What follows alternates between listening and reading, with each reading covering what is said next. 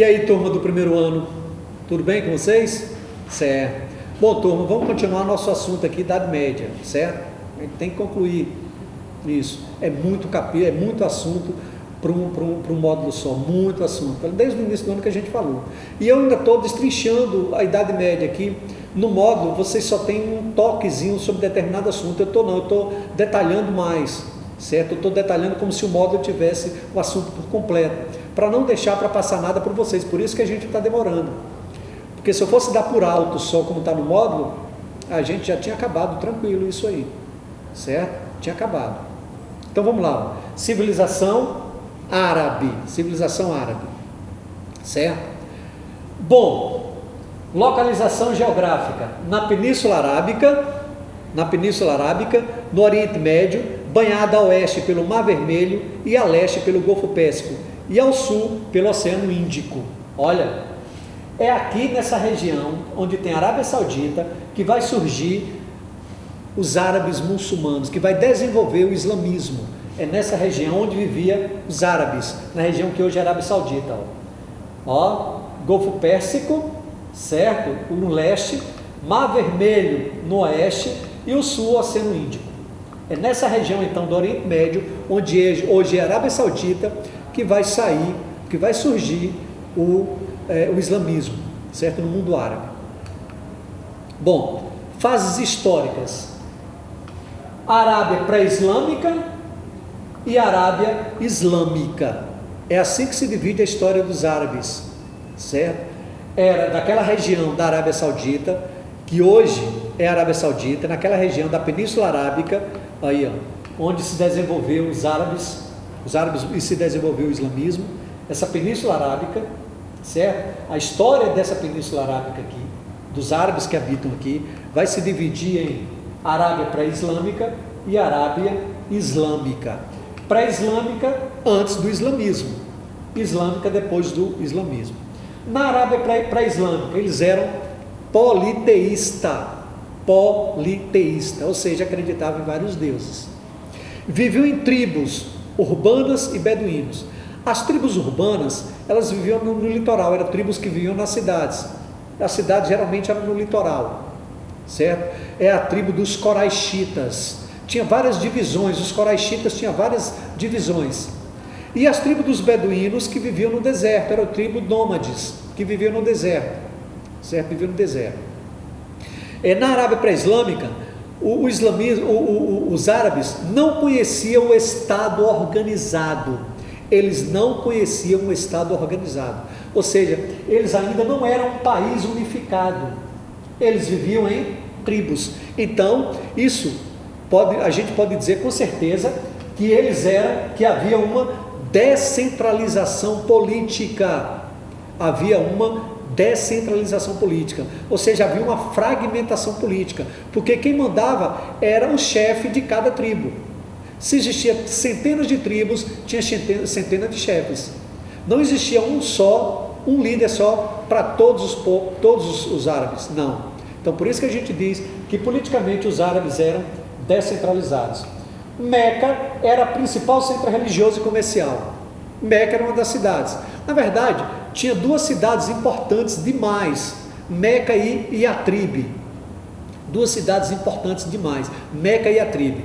Meca era o centro religioso do politeísmo árabe.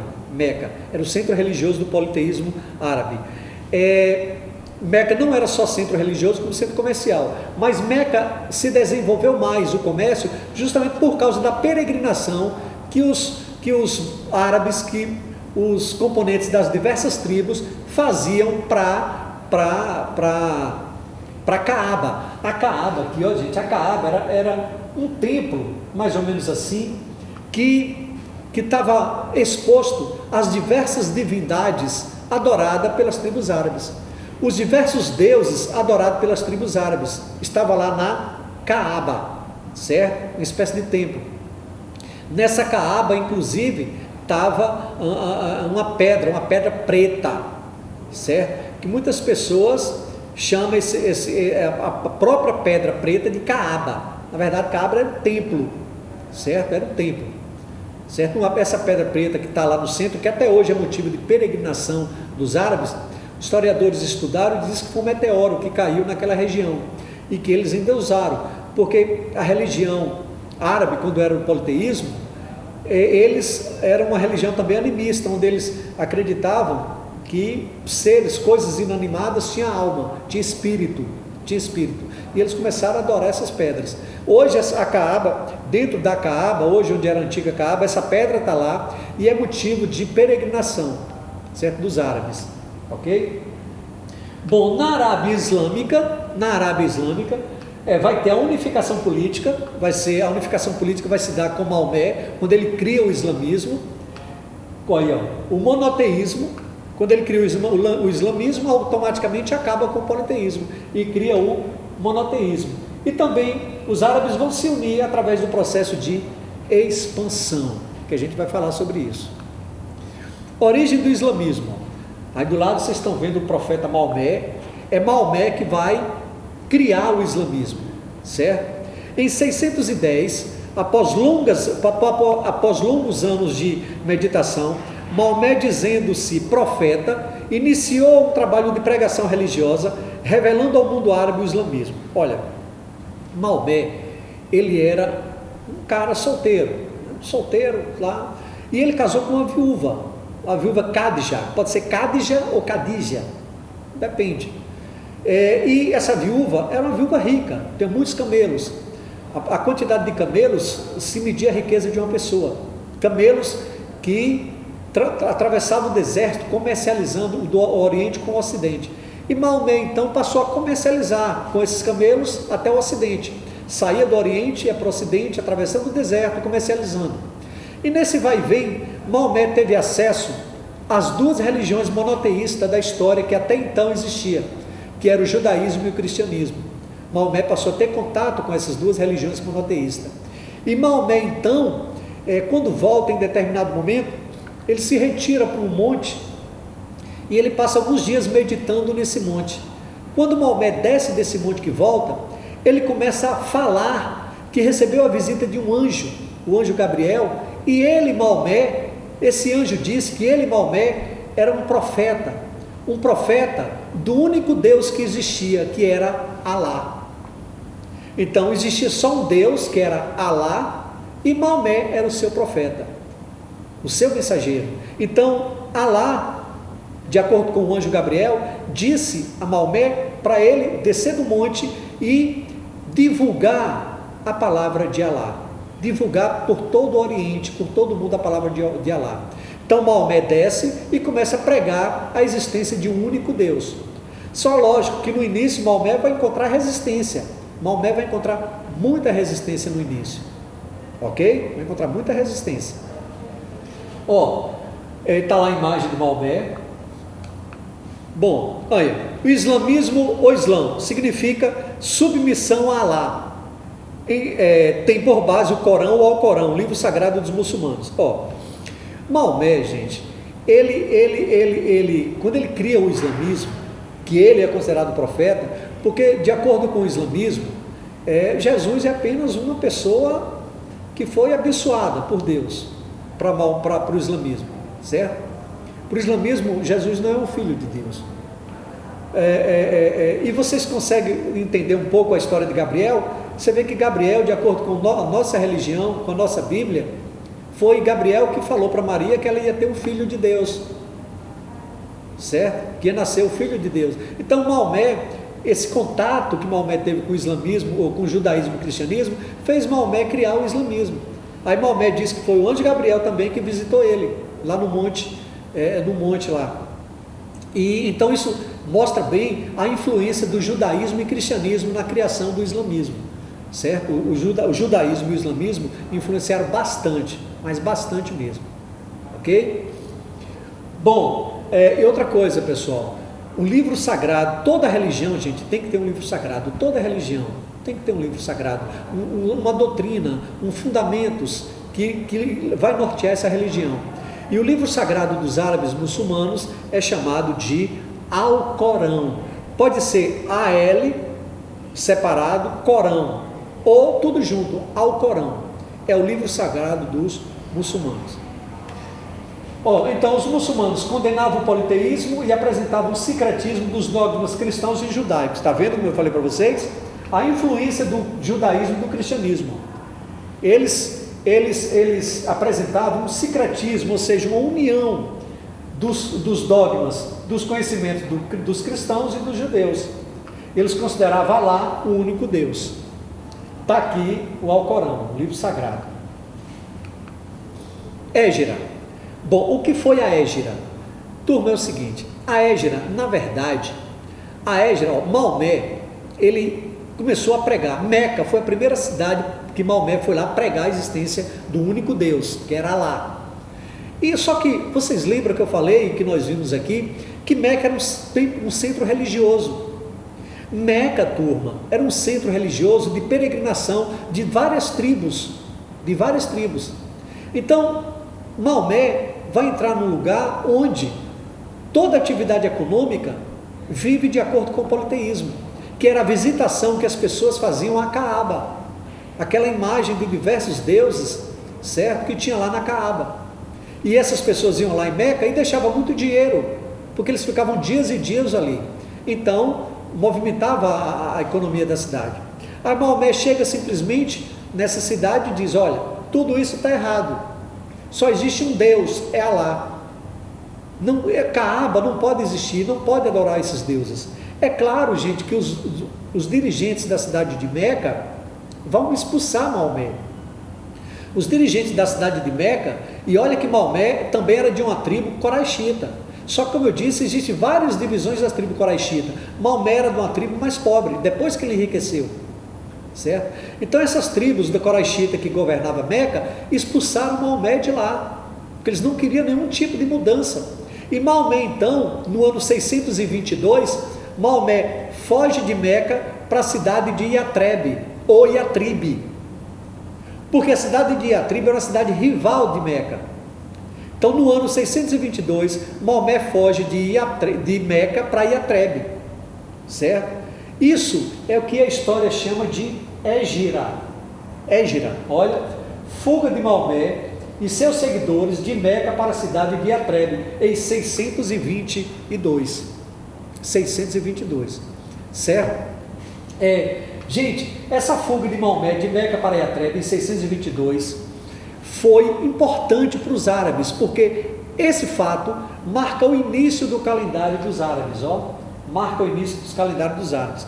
Ou seja, para nós cristãos ocidentais, 622 era o ano, 622 depois de Cristo. Para os árabes, esse 622 vai ser o ano 1, vai ser o ano inicial, vai ser o ano que inicia o calendário dos muçulmanos, certo? Então, por isso que os árabes, daí a importância da Égira, que foi a fuga de Maomé de Meca para Iatrebe em 622, certo? Porque marca o início, esse fato marca o início do calendário dos muçulmanos. Quando Maomé chega em Iatrebe passou a se chamar Medina, que significa cidade do profeta. Olha, gente, como eu disse, existe uma rivalidade entre Meca e Iatrebe.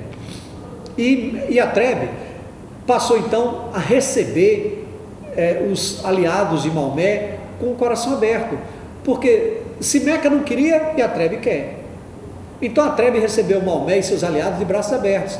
Em pouco tempo, Maomé fez com que todo Iatrebe acreditasse na existência de Alá. Maomé se tornou tão importante que ele se tornou governante de Meca, de Iatrebe, se tornou governante de Iatrebe. E Iatrebe se tornou tão ligada a Maomé que Iatrebe muda de nome, passa a se chamar Medina, que quer dizer cidade do profeta Maomé. Aí quando Maomé se fortalece em Iatrebe, ganha adeptos, muitos adeptos, aí Maomé invade Meca, dessa vez com a força, com tropas, com um exército poderoso. Maomé invade Meca, certo? Conquista Meca, destrói a Caaba, que é aquele templo que as tribos dos árabes adoravam os deuses, destrói a Caaba e unifica os árabes em torno da religião, certo? Unifica os árabes em torno da religião. Olha, depois de vários confrontos, Maomé conseguiu conquistar Meca em 630. estabelecendo a unificação política e religiosa da Arábia, certo? Então, a partir daí, 630, já começa a Arábia Islâmica, onde o poder político agora está na mão de uma só pessoa, que é Maomé. Então, islamismo. Maomé morreu em 632, deixando os árabes unidos no ideal comum de realizar a Jihad. Jihad ou Jihad quer dizer empenho à causa islâmica, que consistia na luta pela conversão dos infiéis. Infiéis quer dizer os não islâmicos, e que nas décadas seguintes propiciaria a expansão islâmica. Olha, gente, alguns fundamentalistas islâmicos, hoje século 21, alguns fundamentalistas, ou seja, radicais do islamismo, interpretam diferente a jihad ou de jihad. De acordo com a jihad ou jihad, de acordo com Maomé, os seguidores de Maomé lá no início, a jihad ou jihad é o quê? É você empenhar a trazer um infiel para a causa islâmica. É você conquistar alguém para o islamismo, certo? Maomé dizia que você teria que se esforçar muito para isso. Só que algumas pessoas confundem isso como praticar atos de violência para que outras pessoas acreditem em Maomé, em Alá. Então, muitos grupos terroristas hoje islâmicos usam a jihad como causa para praticar atos terroristas, porque eles acreditam que o terrorismo pode provocar o medo nos infiéis e os infiéis podem adorar Alá, certo? Pessoas que interpretam, assim como tem pessoas que interpretam a Bíblia cristã errada, tem pessoas que interpretam o Alcorão errado, ok? Bom, crescimento populacional, expansão islâmica, as três causas são esses aí, ó, gente. O islamismo vai se expandir. Crescimento populacional foi a principal causa, a população cresceu demais, eles viviam no deserto. População crescendo, precisava de terras, não tinha terras férteis principalmente não tinha. Então, na verdade, a expansão muçulmana é a mesma coisa da expansão islâmica, a mesma coisa. Tem três causas fundamentais: o crescimento populacional, a falta de terras férteis e a expansão do islamismo, baseado na ideologia do jihad, ou seja, daquele empenho à causa muçulmana, em buscar novos fiéis, certo? Em buscar novos fiéis, ok? Ok, então. Olha só, o que vocês estão vendo aí é aonde atingiu a expansão dos árabes muçulmanos. Ó, eles conseguiram tudo isso aqui. Ó, na época de Maomé, está aqui, ó, de laranja, só era aqui. Ó. Após a morte de Maomé é que vai começar a expansão do islamismo. Após a morte de Maomé é que vai começar a expansão do islamismo. O islamismo só era aqui na época de Maomé, ó, onde tem essa cozinha aqui, parecido com laranja, marrom. Aí depois da morte de Maomé, os árabes começam a conquistar, ó, conquista tudo isso, ó, de rosa e verde, ó, tudo isso aqui, ó, os árabes conquistam, inclusive parte da Europa, ó, a Península Ibérica aqui, Espanha e Portugal, parte da França, foi toda conquistada pelos muçulmanos. Os árabes só não vão conquistar toda a Europa, ficou faltando essa partezinha aqui, ó. Os árabes só não vão conquistar toda a Europa por causa de um cara chamado Carlos Martel, na Batalha de Poitiers. Na Batalha de Poitiers, na França, Carlos Martel, um dos governantes dos francos, é que vai deter a invasão dos árabes muçulmanos. Bom, decadência do Império, ou decadência do Império Árabe. Ó, a ruína do Império Árabe tem suas origens na perda da unidade religiosa. Quando ganham força algumas seitas islâmicas divergentes, sunitas e xiitas. Gente, os sunitas e xiitas são seitas divergentes, são facções que vai surgir dentro do islamismo. Os sunitas, certo? Eles são a maioria, e os xiitas a minoria. Por causa dessa disputa que vai haver interna, os árabes vão perder a sua unidade. Vai começar uma disputa pelo poder. Os sunitas eram partidários de um chefe de Estado eleito pelos crentes e sustentava que o Sunna, livro dos ditos e atos de Maomé, era uma importante fonte de verdade para o islamismo. Ou seja, os sunitas O nome dos sunitas vem do livro chamado Suna. Suna é um livro que contém os atos e ditos de Maomé. Suna é um livro que contém o que Maomé fazia e dizia durante todo o dia, certo? Então, para os sunitas, esse livro era também importante fonte de verdade, não só o Alcorão, mas também o Suna, certo? O Suna. E eles acreditavam que o chefe do governo tinha que ser eleito pelos crentes, ou seja, pelos seguidores de Alá. Os xiitas defendiam um ideal absolutista de Estado, tendo como chefe religioso um político descendente do profeta. Então, olha só, uma divergência aí. Os sunitas diziam que o governante tinha que ser eleito pelos crentes e que a Suna também era uma fonte de verdade, junto com o Alcorão. Já os xiitas diziam que o chefe de Estado, ou seja, o governante, não era eleito, tinha que ser descendente de Maomé. Os xiitas só aceitavam o governante descendente de Maomé. Os sunitas diziam, não, pode ser eleito. Os xiitas, não, tem que ser descendente de Maomé. E os xiitas só aceitavam o Corão ou Alcorão, tanto faz. Só aceitavam o Corão como fonte de verdade. Os xiitas não aceitavam o Suna como fonte de verdade. Ok? A cultura muçulmana.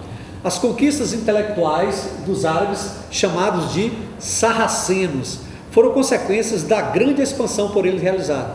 A arquitetura é considerada a mais importante das artes sarracena, destacando-se a construção de palácios, mesquitas e escola. Gente, mesquitas era como eram chamadas as igrejas dos muçulmanos, ok? 5 pilares do Islã, ou seja, 5 preceitos fundamentais do islamismo. Quais eram esses 5 preceitos? Bom, o primeiro, não há Deus a não ser Alá, e Maomé, o seu profeta principal. Então, não há Deus a não ser Alá, e Maomé é o seu principal profeta. Esse é o principal pilar, certo, do islamismo. O segundo pilar, orar 5 vezes ao dia. O muçulmano, muçulmano é como se chama o seguidor do islamismo. O seguidor do islamismo é chamado de muçulmano. Nem todo árabe é muçulmano. Tem árabe que é cristão, tem árabe que segue outra religião, certo? E nem todo muçulmano é árabe. Nem todo muçulmano é árabe. Por exemplo, tem muitos brasileiros que são muçulmanos. Muçulmanos está espalhado por todo mundo. Vários países existem muçulmanos, vários países. Então, o muçulmano tem que orar 5 vezes ao dia. E eles têm que orar 5 vezes ao dia voltado para Meca. Dar esmolas aos pobres é um preceito, é uma obrigação que eles têm que fazer. Jejuar no último mês do ano, 9º mês do calendário luar, o Ramadã. Eles têm que jejuar durante um mês, durante 30 dias, no chamado Ramadã, certo? Que é o último mês do ano, o 9º mês, né? E varia, de acordo com a lua, cada ano pode ser um mês diferente. Eles têm que jejuar do nascer do sol até o pôr do sol, durante 30 dias. Fazer peregrinação a Meca, pelo menos uma vez na vida, se tiver condições. Ou seja, um muçulmano, durante a sua existência, se ele puder, tem que ir pelo menos uma vez a Meca, certo? Bom, turma, é isso aí. Os árabes acabaram, certo? Um assuntozinho simples, curto. E eu espero que vocês tenham gostado. Até a próxima, se Deus quiser. Tchau, tchau.